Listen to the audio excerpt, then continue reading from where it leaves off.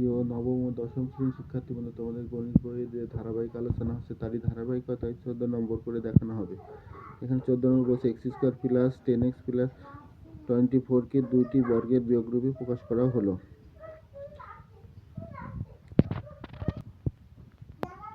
এখানে x square plus 10x plus 24, তাহলে আমরা এটাকে বর্গ প্রকাশ করতে পারি x square plus 2 into x into 5 plus 5 square. এখানে আমরা 5 স্কোয়ার 24কে 25 ধরে নিয়েছি, এবার -1 ধরেছি, অর্থাৎ 25-এর মধ্যে একবার দিলে 24 থাকে, তাহলে আমাদের বর্গরূপে প্রকাশ করা হলো। এটাকে আমরা বর্গরূপে প্রকাশ করতে পারি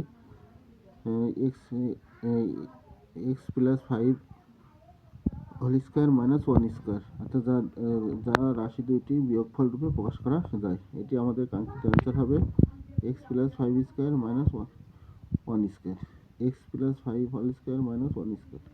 ধন্যবাদ সবাইকে।